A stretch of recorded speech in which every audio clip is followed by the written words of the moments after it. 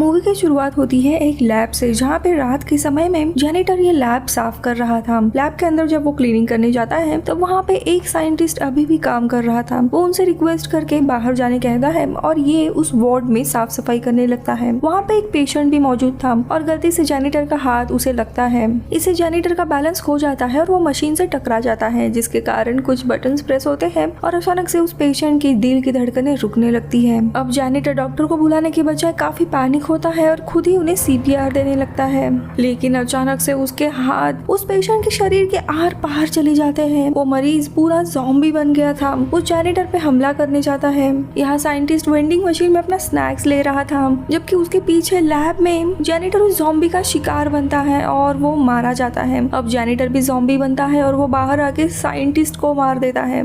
ये सीन अभी इधर ही कट हो जाता है। दूसरी जगह पे हम स्कूल में देखते हैं, जहाँ पे बेन, कार्टर और ऑगी ये 3 लड़के हाल ही में अपने स्काउट ग्रुप में शामिल हुए थे और इनका स्काउट ग्रुप का लीडर था रॉजर, लेकिन इनके स्काउट की क्लास में कोई भी आया नहीं था। तो दूसरी जगह बेन एंड कार्टर मजे में कहीं और जा रहे हैं। उनकी बातों से यही लगता है कि उनका तीसरा दोस्त ऑगी को स्काउट में ज्वाइन करना काफी अच्छा लगता है, लेकिन बेन एंड कार्टर को ये चीज इतनी पसंद नहीं आ रही है। उन्हें स्काउट में ही नहीं रहना था और अब वो ऑगी को कन्विंस करके स्काउट छोड़ने के तरीके ढूंढ रहे होते हैं। लेकिन इनके बातचीत के दरमियान ही एक हिरन इनकी गाड़ी के सामने आता है और ये लोग उसे हिट कर जाते हैं और इनके कार का टायर भी पंक्चर हुआ था। तो बेन कार का टायर सही करने लगता है, लेकिन तभी कार्टर की बहन कैंडल उसके फ्रेंड्स के साथ वहाँ से गुजर रही थी और वो इनको देख लेती है। बेन को कैंडल काफी पसंद थी। बेन उन्हें सारा किस्सा बताता है कि अभी अभी क्या हुआ, लेकिन कैंडल उसे कहती है मुझे तो कोई हिरन या जानवर दिखाई नहीं दे रहा है जो मरा पड़ा है। जब बेन पीछे मुड़ के देखता है तब वहाँ पे कोई भी जानवर नहीं था। ये सारी बातें वो कार्टर को बताता है, लेकिन कार्टर तो अलग ही एक्साइटेड था क्योंकि कैंडल ने उनके एक सीक्रेट सीनियर पार्टी का एड्रेस कार्टर को दिया था और वो इन दोनों को भी इनवाइट करती है उस पार्टी में। और कैंडल अपने फ्रेंड्स के साथ पार्टी जाने के लिए निकलती है। अब ये लोग अपनी कार ठीक करते हैं और वहाँ से निकलते हैं और दोनों भी आते वक्त डिस्कशन कर रहे थे पार्टी में आए या ना आए। दरअसल बेन को इन बड़े लोगों की पार्टी में नहीं जाना था और कार्टर उसे कन्विंस करने की कोशिश करते हैं। रात में ऑगी को डिच करके हम दोनों भी पार्टी में निकल लेंगे और दोनों भी वहाँ से एक स्टोर में जाते हैं। तभी बेन एक लड़की से टकरा जाता है। इसका नाम डिनीस था। ये उनकी पुरानी स्कूलमेट थी और अभी कॉलेज ड्रॉप आउट होके वो स्ट्रिपर बन गई थी। डिनी उन दोनों के लिए भी लिकर खरीदती है और उन्हें वो सामान देके खुद सामने के स्ट्रिप क्लब में चली जाती है। तो दूसरी तरफ हम रॉजर को देखते हैं जो अपने स्काउट के कैंप साइट पे ही जा रहा था, लेकिन तभी एक्सीडेंट हुआ। वो बियर अभी ज़ॉम्बी बन गया था और वो इसके ऊपर हमला करता है, लेकिन रॉजर उसे अपने नाइफ से मारते हुए आगे बढ़ता है। इसी दौरान मूवी में स्टार्टिंग में दिखाया गया वो साइंटिस्ट जो अभी ज़ॉम्बी बन गया है वो उसके ऊपर हमला करता है और रॉजर को जख्मी करता है। दूसरी जगह पे हम बेन एंड कार्टर को देखते हैं। वो लोग भी कैंप साइट पे पहुंच जाते हैं जहाँ पे ऑगी ऑलरेडी मौजूद था। अब तीनों भी मिल के अपनी कैंप साइट को सेटअप करते हैं। रात भर इनके कैंप साइट पे रहने का ही प्लान था और इनके साथ रॉजर आने वाला था। अब काफी समय हो जाता है और रात होती है। अब इन दोनों के प्लान के अनुसार ऑगी सो जाता है और अभी बेन और कार्टर वहाँ से चुपचाप निकल रहे थे। तभी उन्हें रॉजर की वो नाइफ मिलती है जिससे उसने उस जानवर को मारा था। ये देख बेन परेशान होने लगता है कि रॉजर आखिरकार गया कहाँ, लेकिन कार्टर उसे समझा बुझा के वहाँ से निकलता है और दोनों भी गाड़ी में बैठते हैं। लेकिन तभी सामने देखते हैं तो ऑगी खड़ा हुआ था। अब कार्टर उसे पार्टी के बारे में बताता है और ऑगी काफी गुस्सा होने लगता है इन दोनों पे। तो वो दोनों भी कन्फेस करते हैं कि हमें स्काउट में नहीं रहना है। ये सुनते ही ऑगी को बहुत बुरा लगता है और वो वहाँ से निकल जाता है camp site. Carter and Ben वहाँ से निकल जाते हैं और दोनों भी स्टोर आते हैं ताकि अपने कपड़े चेंज कर सकें। इन्हें अपना पूरा शहर सुनसान दिखाई दे रहा था, कोई भी नहीं था आसपास। स्टोर भी खाली पड़ा था। उसी दरमियान उनका ध्यान स्ट्रिप क्लब में जाता है जहाँ पे कोई भी सिक्योरिटी नहीं थी। अब यही मौका देख के दोनों भी स्ट्रिप क्लब जाते हैं, लेकिन बाकी शहर की तरह ही स्ट्रिप क्लब भी खाली पड़ा था।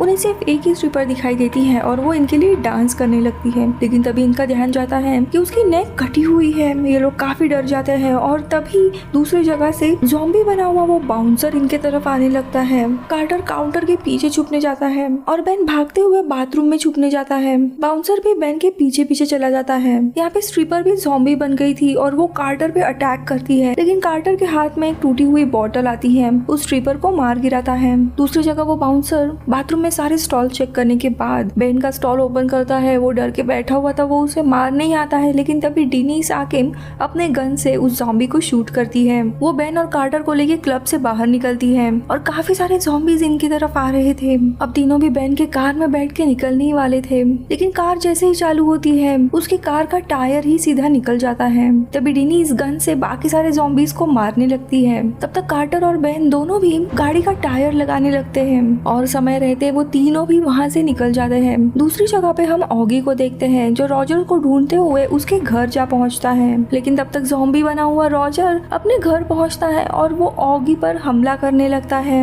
अब उससे बचने के लिए गलती से ऑगी का पैर फिसलता है और वो बेसमेंट में क्रैश हो जाता है। अब ऑगी फायर स्प्रे की मदद से रॉजर को जख्मी करने की कोशिश करता है और उसे लकड़ी से मारता है, जिससे वो थोड़ा शांत होता है और यही मौका देख के वो उसे कुर्सी से बांध के रखता है और ऑगी वहाँ से निकल जाता है। दूसरी जगह पे डिनीज, बेन और कार्टर पुलिस स्टेशन पहुँचते हैं तो पुलिस स्टेशन में कोई भी नहीं था और बाहर एक नोटिस लगी हुई थी, जिससे उन्हें पता चलता है कि टाउन को ये आने से पहले ही खाली कर दिया गया है। पीछे मुड़ के देखते हैं तो ज़ॉम्बीज उनकी तरफ आ रहे थे। अब इनके पास कोई भी चारा नहीं था, इसके लिए जेल के अंदर ही ये लोग चले जाते हैं। अंदर भी काफी सारे ऑफिसर ज़ॉम्बी बने हुए थे, उन्हें फायर एक्सटिंग्विशर से मारते हुए ये लोग आगे बढ़ते हैं और कॉरिडोर के आखिरी में उन्हें एक सेल दिखाई देता है और उसमें ही वो खुद को लॉक करते हैं। तीनों भी सेल में बैठे हुए थे और उनके आसपास पूरे ज़ॉम्बीज थे, लेकिन वो लोग टेंशन फ्री थे क्योंकि ज़ॉम्बीज अंदर नहीं आ सकते। कार्टर तो इतने मजे ले रहा था कि ज़ॉम्बीज के साथ उसे सेल्फी खिंचानी थी, लेकिन इसी दौरान इनकी कार की अचानक से म्यूजिक काफी लाउड बजने लगती है। अब ये आवाज सुनते ही सारे ज़ॉम्बीज पीछे मुड़ के इनकी कार की तरफ जाते हैं।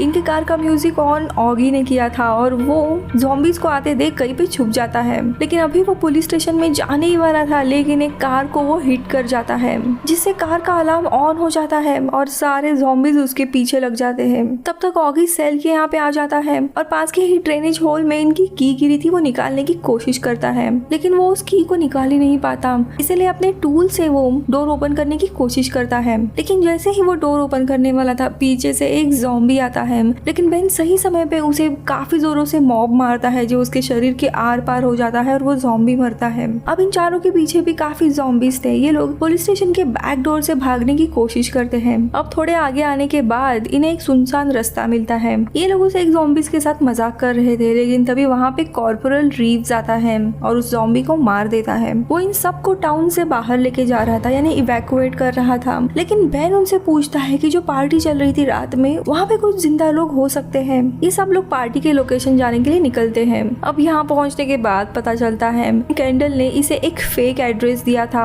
इसी बात पे ऑगी और कार्टर की लड़ाई शुरू होती है। रीव्स की हालत अचानक से खराब होने लगती है और तभी हम देखते हैं उसके हाथ पे एक जख्म था, यानी वो ऑलरेडी ज़ॉम्बीज से इन्फेक्टेड था। और तभी उसका कन्वर्जन कंप्लीट होता है और वो डिनीज पे हमला करने आता है। उसकी चीखें सुनते ही ये तीनों भी उसे बचाने के लिए जाते हैं। डिनीज तभी मौका देख के कार से बाहर आती है। रीस उसके पीछे पीछे आ रहा था, लेकिन उसके सर पे वो डोर बार बार बैंग करती है, जिसके कारण वो उधर ही मारा जाता है। तभी रीव्स के वॉकी टॉकी के थ्रू बेन एक मैसेज सुनता है और उसमें बताया जाता है कि ये टाउन अभी आने वाले 2 घंटे में पूरी तरीके से ब्लास्ट होने वाला है। कार्टर को अभी भी अब पार्टी के लोगों को बचाना था। तभी उसे याद आता है कि कैंडल ने जरूर अपने पार्टी का एड्रेस अपने सीक्रेट डायरी में लिखा होगा। ये लोग छुपते छुपाते हुए कार्टर के घर तक पहुंच जाते हैं और वो लोग कैंडल के रूम में उसकी डायरी ढूंढने लगते हैं। घर के नीचे से इन्हें कुछ आवाजें सुनाई देती है। कार्टर और ऑगी दोनों भी चेक करने के लिए नीचे आते हैं। तभी कार्टर की जो नेबर थी, एक बुजुर्ग औरत जो कि ज़ॉम्बी बनी थी, वो उसके ऊपर हमला करती है। ऑगी उस औरत को मारने के लिए आता है, लेकिन कार्टर जोरों जोरों से चीखने लगता है, जिसके कारण घर के बाहर जितने भी ज़ॉम्बीज थे वो इनके घर के तरफ आने लगते हैं। एक ज़ॉम्बी खिड़की तोड़ के अंदर आ जाता है। कार्टर उस ज़ॉम्बी के आर पार एक लकड़ी घुसा देता है। ज़ॉम्बीज का काफी बड़ा झुंड इनकी तरफ आ रहा था। ये लोग कैंडल के रूम में छुप जाते हैं और कपड़ से डोर को लॉक करने जाते हैं। बेन खिड़की बंद करने जाता है, तभी ट्रैम्पलिन से जंप करके एक ज़ॉम्बी खिड़की तक पहुंच जाता है और वो बेन को पकड़ लेता है और उसे नीचे खींचने लगता है, लेकिन ये सारे लोग उसे पकड़ के अंदर खींचते हैं। इसलिए बेन सजेस्ट करता है कि क्यों ना हम सब ट्रैम्पलिन पे जंप मार के इनके पड़ोसी के घर पे जाके वहाँ से भाग जाए। तो दूसरी जगह पे ज़ॉम्बीज रूम में कभी भी आ सकते थे, इसीलिए बारी बारी सब लोग जाने लगते हैं। तब तक ज़ॉम्बी पूरा दरवाजा तोड़ के अंदर आते हैं और कैंडल के कबर्ड से उसकी डायरी नीचे गिरती है, जिसे बेन उठा के नीचे ट्रैम्पलिन पे जंप मारने ही वाला था, लेकिन वहाँ पे ज़ॉम्बीज का झुंड उसका इंतजार ही कर रहा था। अब उसकी जान बचाने के लिए डिनीज डेनिस उन सब ज़ॉम्बीज को बुला के अपने तरफ डिस्ट्रैक्ट करती है और बेन जंप करके दीवार की दूसरी साइड पे आ जाता है। अब चुपचाप ये लोग पड़ोसी के घर में जाते हैं। तभी काफी सारे पड़ोसी की जो कैट्स रहती है वो इनके ऊपर हमला करती है, लेकिन उनसे बचते हुए ये लोग गैरेज जाके कार को चालू करते और वहाँ से भागने वाले होते हैं। तभी इनके कार के सामने रॉजर आता है, इसे वो लोग क्रैश करते हैं और आगे बढ़ते हैं। थोड़े आगे आने के बाद उन्हें एक बाइक मिलती है। डेनिस बाइक पे बैठ के मिलिट्री की मदद मांगने के लिए वहाँ से निकल जाती है। अब यहाँ पे कार्टर एंड ऑगी को पार्टी के लोगों को बचाने का कोई भी इंटरेस्ट नहीं था क्योंकि उनकी जान को खतरा था, लेकिन बेन उन्हें कन्विंस करता है और उन्हें समझा के उस लोकेशन पे जाने निकलता है। लेकिन पहले वो हार्डवेयर शॉप में चले जाते हैं जहाँ पे वो लोग नॉर्मल चीजों से अपने हथियार बनाते हैं। दूसरी तरफ हम देखते हैं एक ज़ॉम्बी पार्टी में घुस आता है और वो कैंडल के 2 फ्रेंड्स को इन्फेक्ट कर देता है। यहाँ पे इनकी पार्टी शुरू थी और इन्हें शहर में क्या हो रहा है कुछ भी पता नहीं था। तभी इन्फेक्टेड ज़ॉम्बी इनके पार्टी में आ जाता है और कैंडल के बॉयफ्रेंड को ही काट के इन्फेक्ट कर देता है। ये देख कैंडल काफी डर जाती है और वहाँ से चीखते हुए वो भागने लगती है, लेकिन वो जैसे ही मेन डोर ओपन करती है ज़ॉम्बीज का बहुत बड़ा झुंड इनकी तरफ आ जाता है और लोगों को काट कर इन्फेक्ट करने लगते हैं और ये सारे ज़ॉम्बी बनने लगते हैं। कैंडल भी इन्हीं ज़ॉम्बीज के बीच में फंसी होती है, लेकिन तभी उसे बचाने के लिए आते हैं ये तीनों और अपने बनाए हुए हथियार से काफी सारे ज़ॉम्बीज को वो मारने लगते हैं। बेन कैंडल को बचाने के लिए उसकी तरफ जाता है, लेकिन ज़ॉम्बीज का एक झुंड उसके ऊपर अटैक करता है, लेकिन सही समय पर कार्टर और ऑगी उसे बचा लेते हैं। यहाँ पे ज़ॉम्बीज की संख्या बढ़ती ही जा रही थी, इसीलिए जो भी बचे कुछ लोग थे उन्हें ये तीनों भी बाहर भागने के लिए कहते हैं। सब लोग बाहर आते हैं और फिर ये तीनों भी उस डोर को काफी कस के बंद कर देते हैं। अब इनको सारे ज़ॉम्बीज को मार डालना था, इसीलिए ये लोग एक दूसरे रूम में खुद को बंद करते हैं। ज़ॉम्बी अब इनके रूम तक पहुंच जाते हैं। आखिरी में ये लोग अपना सुपर वेपन निकालते हैं। ऑगी ने एक बॉम्ब बनाया था, वो अपने बैग से निकालता है, लेकिन लाइटर का फ्यूल खत्म होने के कारण आग लगती ही नहीं है। अब काफी देर हो रही थी, ज़ॉम्बी कभी भी यहाँ आ सकते थे, लेकिन तभी दूसरी तरफ से डेनिस आ जाती है और उन्हें यहाँ से चलने के लिए कहती है। कार्टर और बेन उसे देख के इमीडिएटली भाग निकलते हैं, लेकिन ऑगी लाइटर से उस बॉम्ब को जलाने की कोशिश कर रहा था। जैसे ही ज़ॉम्बी दरवाजा तोड़ के अंदर आते हैं, ऑगी आग लगाने में कामयाब होता है और वो बॉम्ब को एक्टिवेट करके सीधा नीचे आ जाता है और वो बिल्डिंग बहुत ही जोरों से ब्लास्ट कर जाती है।